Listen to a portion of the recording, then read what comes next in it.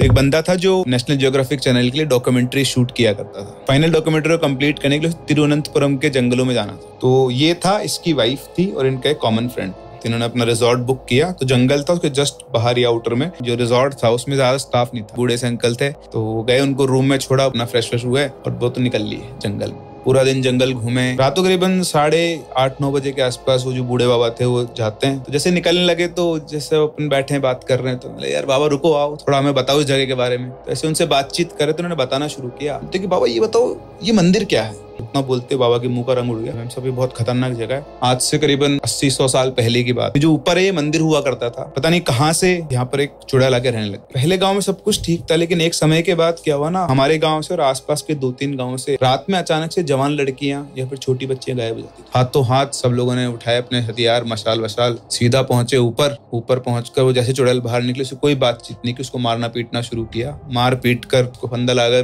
पेड़ से लटका दिया और वहीं उसको आग लगा दी। मरते मरते बोल गई कि तुम लोग मुझे तो मार रहे हो, लेकिन तुम्हें क्या लगता है मैं मर जाऊंगी? मैं यहीं पे रहूंगी और तुम सबसे बदला लूंगी। उस पूरी जगह को सील कर दिया गया और ये मना कर दिया गया पूरे गांव के अंदर कि कोई भी उस पहाड़ी के ऊपर नहीं जाएगा। उनको कहानी सुना तो बोलते हैं मेम साहब तब से हमारे गांव में से कोई भी वहां पर नहीं जाता है, और मैं आपसे भी ये कह रहा हूँ आप कहीं भी जाओ लेकिन वहां मत जाओ।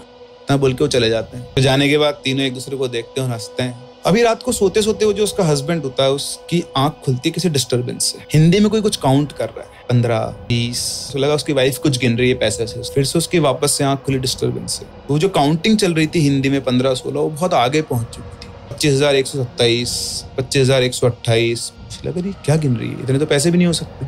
उसने देखा कि उसकी वाइफ यहाँ पर कहीं पर नहीं है। उसे दिखा कि उस कोने के अंदर कोई खड़ा हुआ है। थोड़ा और फोकस जैसे उसने किया, एकदम से वो एंटिटी निकल के बाहर है। तो देखा कि वो जो चुड़ैल जिसका डिस्क्रिप्शन बूढ़े बाबा ने दिया था, सेम वही चुड़ैल वहां पे खड़ी हुई है। ये लंबी सी नाक है, स्किन पूरी से लटक रही है। और जैसे उन दोनों की आंखें मिली, उस चुड़ैल ने सिर्फ एक हंसी करी, स्माइल करते हुए वहीं कमी बेहोश हो गया। वो बूढ़े बाबा है जो वही उसे उठा रहे हैं। तो उठते पूछते मेरी बीवी कहाँ है? बोलते कि साहब आप उस मंदिर पे गए थे क्या? तो बोलता साइड में हटो, मेरी बीवी कहाँ है? उधर इशारा करता है। कौन? भागते हुए जाता है तो देखता है उसकी बीवी की लाश पड़ी हुई थी। उसकी बीवी की लाश में सबसे अजीब चीज थी वो ये थी कि वो बिल्कुल गंजी हो चुकी थी। बाल जो थे उसके ऐसे काट के लेकर गए, बाल एक एक करके किसी ने उखाड़े।